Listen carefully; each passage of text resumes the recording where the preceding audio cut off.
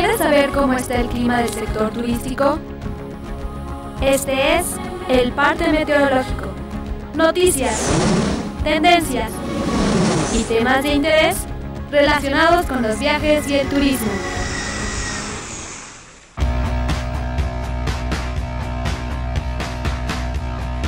Gracias por seguir con nosotros en Primera Clase, señores pasajeros. Soy Verónica Pallavicini y ya estamos en el parte meteorológico, en donde el día de hoy estamos hablando de cruceros. Por eso en Mapanáhuac platicamos de lugares emblemáticos en donde llegan barcos, como Santorini en Grecia o Cozumel, Quintana Roo.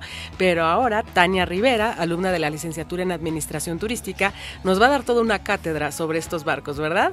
Claro que sí, porque no basta ir y disfrutar y vacacionar en un crucero, sino que también tenemos que saber un poco de la historia, de cómo es que comenzaron estos grandes barcos a darnos tanto entretenimiento. A ver, platícanos, Tania. Bueno, la historia de estos viajes inicia en el año 1838, cuando nació la empresa Peninsular Steam Navigation Company, ahora conocida como P&O, que se dedicó a la transportación de personas por vía marítima, pero sin ofrecerle un extra. Esto es, que solamente las transportaba y no les otorgaba ningún tipo de alimentos, nada. O sea, era puro transporte. Puro transporte. Ajá. Posteriormente, en 1839, el gobierno británico lanzó una licitación para el transporte de correos entre Inglaterra y Estados Unidos. La licitación fue ganada por un inglés llamado Samuel Cunard, él es conocido como el príncipe de los océanos. Él comenzó a vislumbrar la posibilidad de hacer negocios con estos transportes de correo. O sea, no solo se dedicó a transportar correos, sino como que vio más allá. Dijo, ¿qué más podemos hacer? Si ya tenemos ya podemos comunicar Estados Unidos e Inglaterra, podemos dar más. Por esto se creó Britannia, que se acondicionó para dar una mejor experiencia de transporte. Ese era un barco. Era un barco. Ajá. Ahora sí que es el primer barco acondicionado para dar servicios adicionales a los pasajeros. Y esta acondición en sus interiores fueron considerados como el más alto lujo. El barco zarpó por primera vez de Liverpool el 4 de julio de 1840 con destino a Boston. Y llevaba el máximo de su capacidad, solamente 115 pasajeros. Imagínate. Bueno, estamos hablando de 1840. Bueno, claro. Pensemos en que la tecnología apenas estaba desarrollándose en todos los temas, ¿no? Sobre todo también en el caso de la transportación. Sí, claro. Este barco fue el primero de la línea Cunard, que gracias al éxito que tuvo, monopolizó el mercado de los transatlánticos cómodos, rápidos para esa época y para las personas de la clase alta. Se empezó a forzar al máximo la capacidad debido a que las personas eran cada vez más exigentes y las personas que tenían mucho dinero querían vivir esta experiencia y por esto se realizaron diferentes accidentes y tragedias. Uno de los accidentes más famosos fue el del Titanic en 1912. Fue una tragedia que pudo evitarse con la prudencia necesaria, pero debido a una cadena de error tras error tras error, llevó a este gigantesco barco a terminar en el fondo del mar y perder muchas vidas. Bueno, más adelante hablaremos sobre este famoso barco que incluso tiene películas. Claro. Bueno, posteriormente todos esos avances y ventajas que buscaban las empresas, o sea, ya al haber más barcos, más cruceros, empezaron como que a competir entre ellos. Claro. Pero llegó la Segunda Guerra Mundial, entonces todo esto se detuvo, debido a que ya se transportaban tropas y esto hace que el negocio se estanque. Ya no le ponían atención a los cruceros, simplemente se necesitaban barcos para transportar a los ejércitos. Durante este periodo se lanzó el primer crucero de placer llamado Caronia. A pesar de esto, casi toda la segunda mitad del siglo XX, los cruceros vivieron opacados por los aviones. Sí, se convirtió realmente la aviación en el transporte más frecuente, sobre todo por el tiempo, ¿no? Claro. De traslado. Es mucho más rápido ir de un lugar a otro en avión que irte por agua, ¿no? Sí, claro. Entonces, ¿y en qué momentos cuando otra vez ya los barcos estos vuelven a tomar esa fama? Bueno, en los años 90 se rediseña todo lo que ofrecían estos barcos. Entonces ya empiezan a ofrecer espectáculos y servicios que además de esto visita ciudades importantes, como estábamos diciendo de Santorini y Cozumel. O sea, no simplemente vas en el barco, sino que detienes en diferentes puertos y te da la posibilidad de conocer diferentes atractivos, diferentes playas, diferentes ciudades. O sea, el trayecto vas disfrutándolo porque tienes muchas cosas que hacer, pero al mismo tiempo en las escalas pues conoces diferentes destinos. Yo creo que es una muy buena forma de viajar porque tienes como... Aparte, o sea, si ves costo-beneficio, es bastante bueno porque tienes transporte incluido, o sea, de un lugar a otro. Tienes comidas incluidas y aparte tienes recreación. Y es, o sea, al momento en el que tú estás durmiendo, estás viajando de un lugar a otro, ya te despiertas y ya estás en otro lugar. Entonces, sí aprendiste en tu clase de introducción al turismo, ¿verdad? Claro que sí, pero...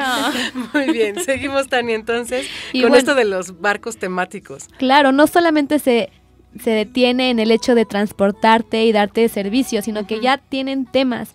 A pesar, por ejemplo, la población joven ya tiene cruceros especializados para jóvenes. Por ejemplo, en Ibiza hay cruceros especiales que traen toda fiesta, antros, espectáculos. También hay para niños, por ejemplo, niños y familias como Disney. También hay otros cruceros que te hacen para quinceañeras.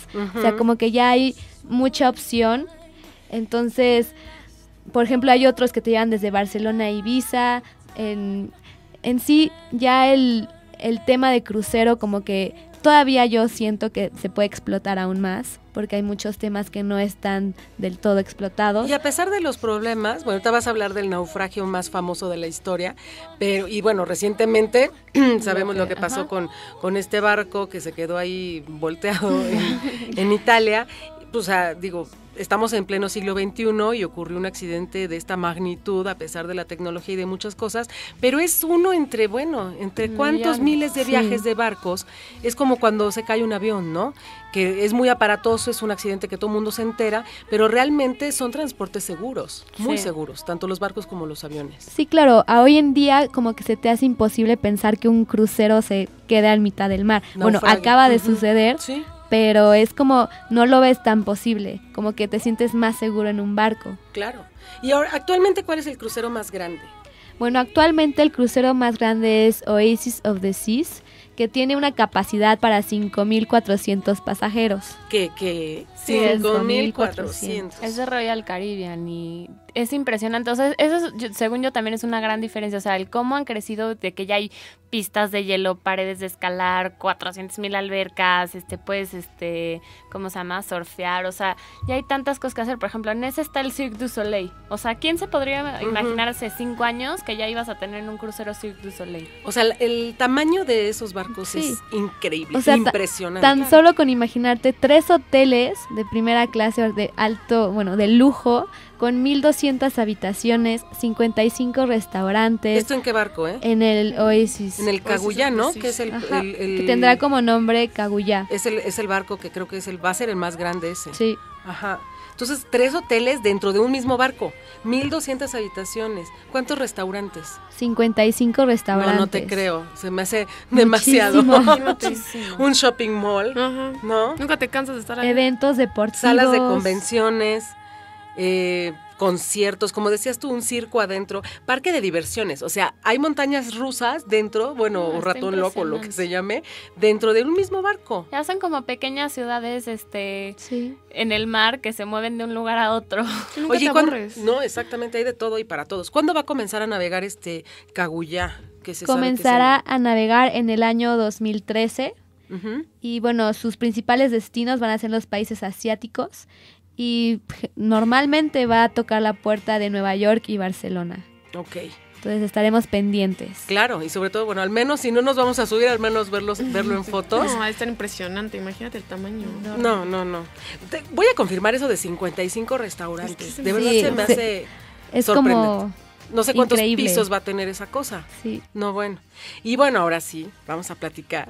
Nos tenías preparado ahora esto, ¿no? Sí. La historia del Titanic, el más famoso de los cruceros y que desgraciadamente naufragó. Pero a ver, vamos a ver la historia sin que... Bueno, si ya vimos la película está bien, pero a ver, platícanos la versión real. Claro. La versión original. Ya investigando la historia del Titanic, leyéndola y todo, va muy apegada a la película. Entonces, imaginémonos a los dos enamorados en el barco, pero todo esto lleva un trasfondo. El Titanic fue en su tiempo el barco de pasajeros más grande y lujoso del mundo. El Titanic zarpó de Southampton, Inglaterra, el 10 de abril de 1912. con destino a Cherburgo, Queenstown y finalmente a New York. Llevaba a bordo 2.227 personas, entre pasajeros y tripulantes. 4 días más tarde, el 14 de abril, el Titanic estuvo recibiendo mensajes de radio durante todo el día, advirtiendo la presencia de icebergs en la región en la que se acercaría por la noche el barco. No se tomaron como que mucha atención a estos mensajes, pero se dice que la primera alerta la recibieron desde las 9 de la mañana. Entonces, esto era como para que ahí es donde inicia un poco toda la red de errores que habíamos comentado, desde que no prestan la atención a los mensajes de los icebergs. Por la noche, el capitán Smith se dio cuenta que por las condiciones del clima, era ya muy noche, las aguas estaban muy frías, era muy quieto todo, entonces parecía todo un líquido negro. Un espejo, ¿no? Un Sí, espejo todo negro. tranquilo. Sería muy difícil ver si había icebergs, así que consultó al vicepresidente de la compañía acerca de disminuir la velocidad, pero este se negó, recordando que la clase alta en esos tiempos eran muy exigentes. Entonces lo que quería el Titanic era como que ser el crucero, el barco más veloz, llegar muy rápido. Entonces por esto se niega y él quería tener un tiempo récord en su viaje inaugural. O sea, como que de verdad, el lanzamiento del barco iba a ser extraordinario. Sí, claro. Si en su primer viaje ¿Cómo hacía le iba menos tiempo que lo Sí, normal. claro, ¿cómo le iba a bajar la velocidad a pesar de que tenían todas estas alarmas? Esto, en conjunto con la falta de experiencia y otros errores, llevaron al Titanic a la tragedia. Uno de los vigías, o sea, de las personas que está con un binocular observando todos los alrededores del barco, no contaba con sus binoculares ya que los había perdido un poco antes de zarpar. Entonces, este es otro error. El vigía no tenía como que los binoculares que debía tener, Qué entonces barbaridad. no pudieron ver el iceberg a tiempo. ¿Cómo? ¿No los distrajo el beso? No, eso es mito, Héctor, eso es mito. Ellos estaban abajo. Bueno, quizá estaba como que viendo el beso de los Y aparte no enamorados. traía binoculares. Y aparte de todo no traía binoculares. Ah, ok. Yo siempre me fui con lo del beso. Un saludo a Héctor, que está copiloteando la nave por un momento. Saludos, Te gracias. subiste en la escala que hicimos, ¿verdad? Claro que sí. Muy bien. Bueno, y entonces no llevaba binoculares y de repente, riájatelas. Sí, de repente a las 11:40 de la noche, los dos vigías se asustaron a los oficiales con un grito: ¡Iceberg a la derecha! El primer oficial tuvo menos de un minuto para reaccionar y decidió detener inmediatamente el barco y hacerlo retroceder para evitar una colisión frontal. O sea, no se querían estrellar en el barco, entonces decidieron detenerlo. Pero no se pudo detener completamente y la proa chocó con el iceberg. Esto hace que el casco del barco, que estaba dividido en 15 compartimentos herméticos, hace que se inunden 5. Se dice que si se hubieras inundado solo 4, el destino del barco no hubiera sido fatal. O sea, se le hizo una rajada. Sí, Sí, sí, se en un cortó lado. de Ajá. lado. Bueno, aparte de todo esto, el acceso a los botes fue se siguió una simple regla. Primero se subían mujeres y niños sin posesiones. Y un gran error fue que no quisieron juntar gente de primera clase con personas de otras clases, por lo que el primer bote salió con solo 28 personas cuando tenía capacidad para 65. No, bueno, es que imagínense el caos también en Sí. ese momento. Pero imagínate el remordimiento después de darte cuenta que pudiste haber salvado más gente. Claro. Todo No, por bueno. tu no querer subirte con clase de... No, eso se me hace como muy cruel.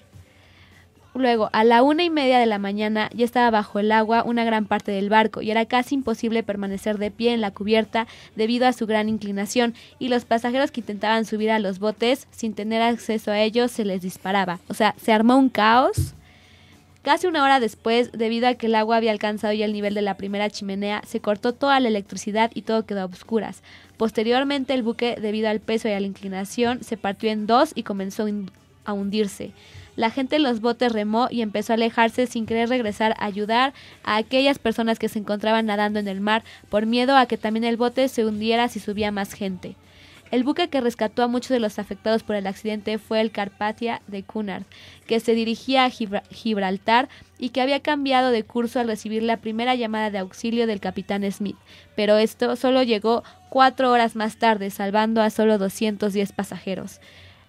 En Pues resumen, en total, ¿cuántas personas murieron? murieron 1.517 personas y bueno, fue el peor desastre de la época.